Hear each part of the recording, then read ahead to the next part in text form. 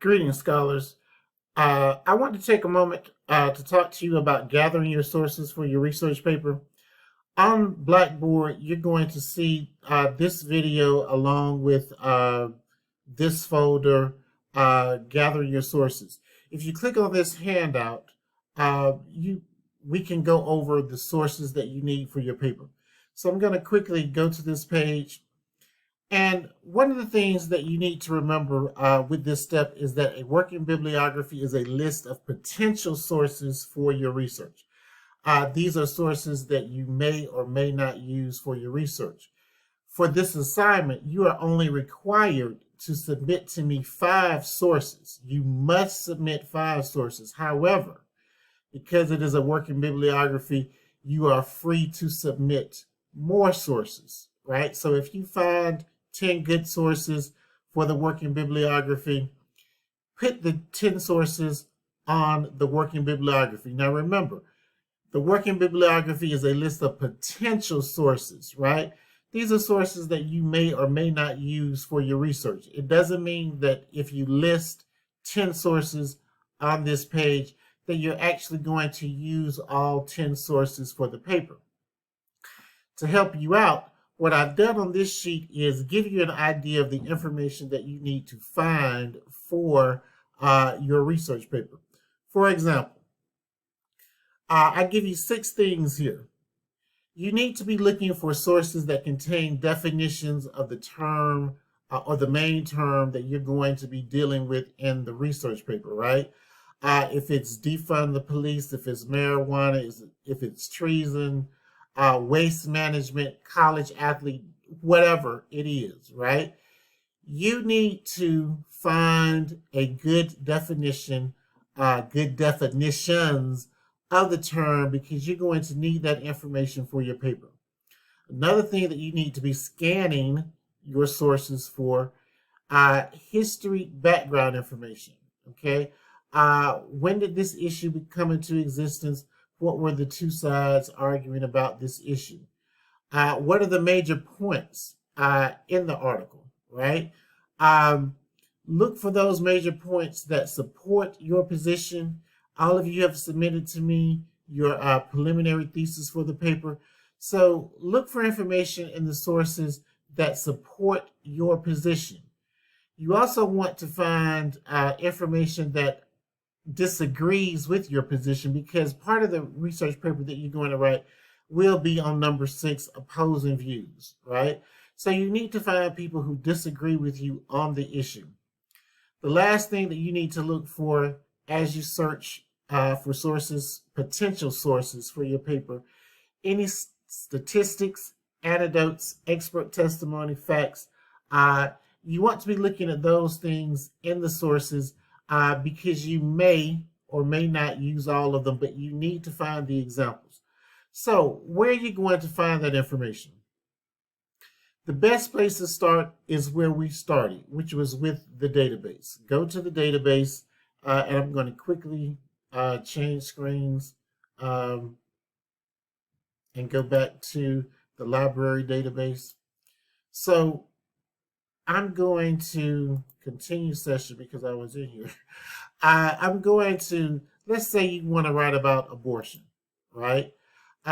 In the database, one of the things you need to be very mindful of is that the database has a lot of information from primary sources, okay, to audio. Maybe you don't like to read, you like to listen. There are 751 audio recordings on abortion. Don't be afraid to go to websites. This site already has websites that you can use for the paper. Videos. The website already has videos. You don't like to read, you rather watch a video. That's fine. You may use that information for your paper. News articles, there are 16,816 news articles. Magazine articles, 6,429. The video that you're going to watch on how to build a working bibliography is going to show you how to get through these sources. But this is a good place to start. This is always a good place to start. You are free You are free to go to YouTube. You are free to go to websites. You have a lot of information, a lot of sources that you can get through, right? So again, start with the database, but do web sources, right? If you see something, a video from CNN, Fox, NBC News, PBS, C-SPAN, YouTube, opposing viewpoints, again, has videos, right? Use newspaper articles, right? Use websites. If it's .org, .edu, .gov, you can trust that information. You don't need to verify it. Use the information. Be careful on citing that information. Be careful on citing the information that you use, especially if it's not in the database. One thing that I do want to point out to you with the database is that the database will give you the MLA entry. So let's say you want to use this article, right? You would click onto it, and then at the bottom of the page, you can either hit Cite here, or you can scan to the bottom of the page. It doesn't matter which one you do. I'm just going to go to the bottom of the page. This database will give you the MLA citation for your works cited page. So all you have to do is click on the MLA 9th edition, which is already here. You can select and copy this information.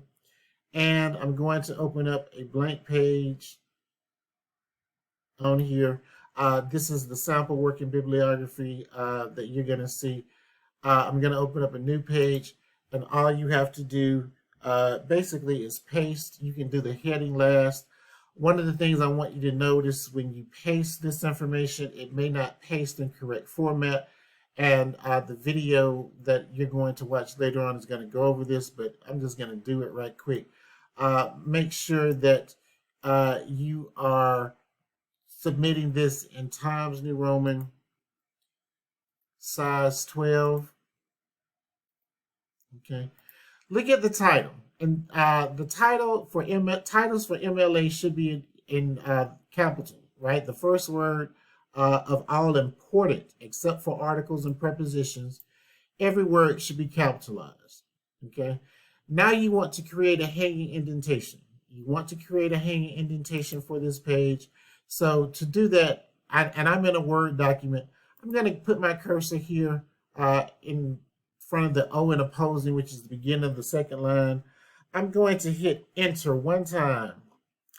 I hit enter one time here, and I got a space. Don't worry about that right now. Hit the tab button. And then you should be able to put your cursor at the beginning of every line, and it's going to tab over. Now I need this double spaced. I'm simply going to set my computer to double space this. It was single spaced at the beginning. To get rid of this extra space, I'm just going to go back to my line spacing options, and I'm going to click this button that says line spacing options. And I'm going to click the box that says don't add space between paragraphs of the same type. I'm going to click OK, and I have gotten rid of that extra space. Everything now is double spaced. If you use the database will format your entries for you. If you're choosing something outside of the database, I have put the MLA. I have put on Blackboard for you in this folder the MLA Purdue Iowa link. You'll simply click on this link. You will go to MLA, not in-text citations, but you want to go to, let's say, electronic sources, because most of you are going to be taking sources from the web. So you're going to click this, and you're just going to scroll down, and you're just going to find the format that you need, right? It's going to tell you the basics, the author, abbreviations, and then if you're citing an entire website, you're going to have to put this together yourself in order to do it correctly. And it must be in correct format. If you turn it into something to me that's not in correct format, I am going to fail the assignment. So be very careful.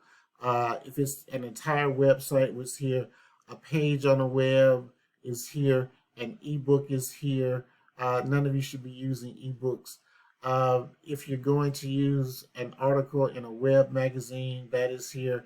Online journal, that's here. And if you scroll all the way down, I think it's the last one, emails, listservs, a tweet, YouTube video, right? Format is here for you. All you have to do is follow the format that's here. Make sure that you use the correct format and make sure that everything is set up correctly.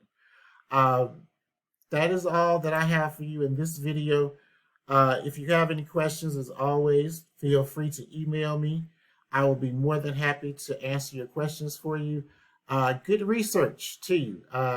Do well with this assignment, because if not, you're going to wind up making a lot of mistakes in the future. So pay attention to this assignment. Do the assignment correctly. Have a great evening, day, week, and I will see you in the next video.